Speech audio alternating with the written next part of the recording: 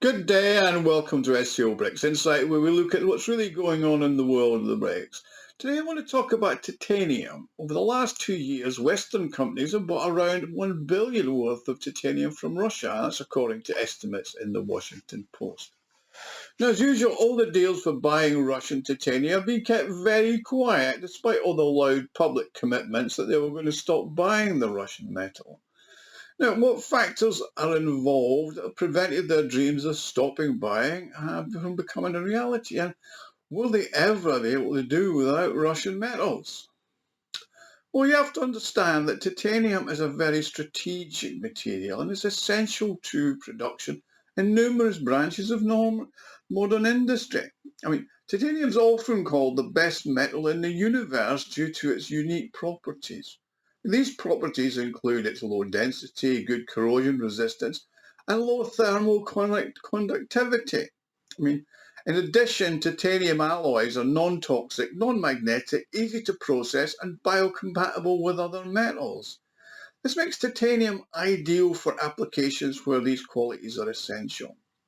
That's why it's used in aircraft, spacecraft, and rockets, and in part because of its ability to withstand the extreme temperatures. Now, titanium is also well suited to applications where high-level loads are used, like in aircraft engines, landing gear, and wings. It's also in demand on Earth, where it's used to make equipment for cooling and transporting of oil, as well as light and durable car parts. It's also used instead of stainless steel, nickel-based alloys, and other rare metals as corrosion-resistant materials. Especially in chemical production, titanium offers significant advantages. It's also an invaluable metal for a number of industries, including desalination, shipbuilding, marine thermal energy development, and subsea resource extraction. Nuclear submarines, deep-sea vehicles, icebreakers, hydrofoils, hovercraft, minesweepers. Titanium is needed everywhere. This is due to its light weight and its high strength. This makes it suitable for the production of even sporting goods. The scope of the application of the metal is from tennis rackets to golf clubs and onto sports cars.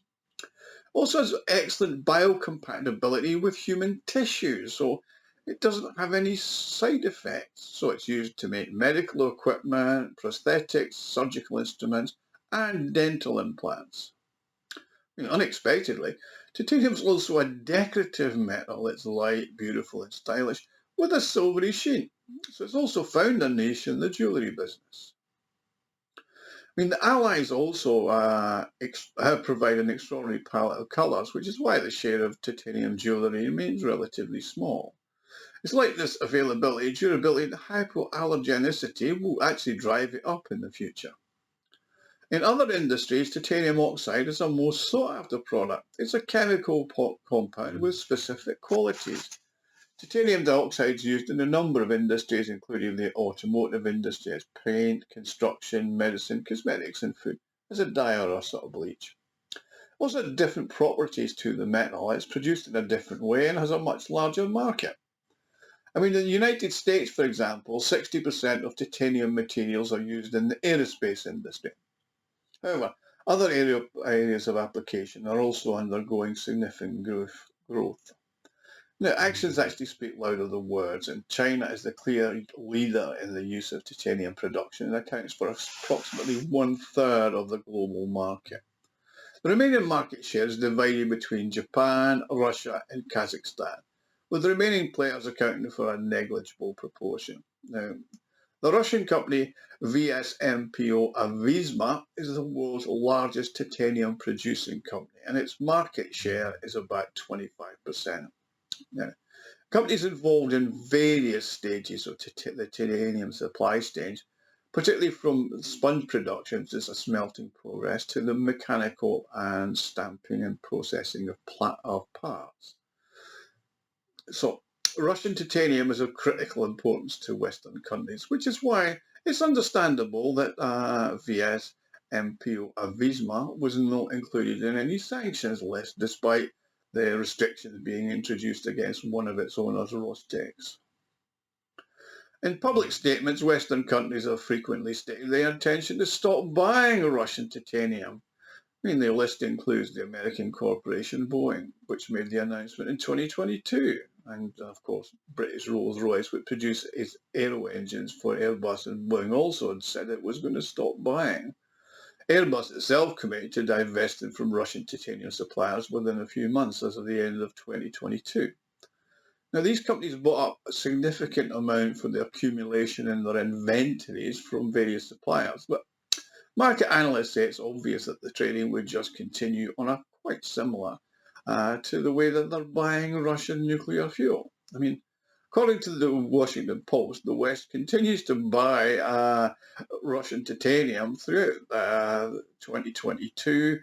Avisma exported some 15,000 tons of the metal worth 400 million, and in 2023 that was 350 million. So it's still considerable. Now, the majority of these exports went to so-called unfriendly countries, including Germany, the UK, France, and the USA. Now, it subsequently emerged that all the major airline suppliers were involved. For example, the French Safran, which manufactures the chassis for Boeings, amongst others, increased its imports to 40 million in 2022. In 2021, it was 8.6. Rolls-Royce purchased another 12 million more than the previous year. I mean, they've got little choice. There's no alternative. European and American customers are looking at Japan, for example, which has 20% of the global titanium market. I mean, their objective is obviously to increase their share and appeal to other players. How in practice? It's not exactly straightforward. Firstly, supplies from manufacturers have already been contracted. There's very little free volume out there. Secondly, most importantly, for titanium industry, it must all be purchased but also processed. Now, this is a really significant challenge. According to Leonid Kazanov, who's an industry expert, he stated that European manufacturers do not have the required titanium in the form of sponges or ingots, but they need semi-finished products like rods, sheets, pipes, and stampings, and the components obtained from them. He also highlighted that the products of deep processing of titanium in the EU and the US are not meeting the needs of Boeing, Airbus, Safran, and other players in that. I mean, the managers of those companies are attempting to identify ways to reduce their reliance on titanium from Russia, but so far they haven't been successful. I mean, while they've got accumulated reserves of titanium products, these have a limited lifespan. You know, they're going to need more, and according to him, American metallurgical companies like TMET, Allegheny Technologies, and Howmet Aerospace have not significantly increased the production of titanium semi-finished products over the last 2 years. Plus, there's no real European competitors in this field, so it's worth noting that manufacturers of other semi-finished products for them aren't really out there. I mean, apart from the Ust-Kamagor titanium magnesium plant, Osaka Titanium, and Toho Titanium, I mean, they have special product lines for their customers, but their range is less extensive than that of vsmpo-avisma. Furthermore, there's no fully fledged replacement for titanium products in other industries, and that includes the nuclear energy and the food industry. I mean, the market is actually too narrow, with few countries actually dealing with, and of course, China's always at the forefront of manufacturers, and it offers a vast range of products and services. However, all this is going to mean is the American and European industry are now dependent on Chinese suppliers rather than Russian ones. And given their track record of capturing markets and setting prices, as well as their challenging relationships, the US and EU authorities are keen to avoid being dependent on the scenario with titanium where they are with China. I mean, analysts have indicated that the purchases of Russian titanium will increase in the next few years, or at least remain at the current level. And that's despite public statements to the contrary. Western steel companies are unlikely to be able to rapidly expand their own capacity to fulfill orders for our customers, so I don't see that anything changes. I mean, Western countries also rely on Russia for other metals. I mean, a review of the import data from March 22nd to July 23rd reveals that Russia exported nickel worth 3.77 billion, aluminium worth 3.42 billion, copper worth 2.61 billion, platinum worth 1.66 billion, and cobalt worth 100 billion. Now, the US are performing better. Instead of buying from Russia, they can source aluminium from Canada and China, and at least they can provide themselves with some nickel and platinum group metals. However, Europe is facing significant challenges, and they are limiting their manufacturing capabilities for these products to as much as they can, but the reliance is of certainly a significant hurdle. Consequently, they're going to have to keep buying the materials from Russia and competing with Chinese consumers for this particular sales. Anyway, thanks for watching. Please like and subscribe, and if you've enjoyed this video, you could help me fund this channel and the website SCO BRICS Insight by clicking on the thanks button at the bottom of the screen and making a small donation. Thank you, and I look forward to seeing you all again soon.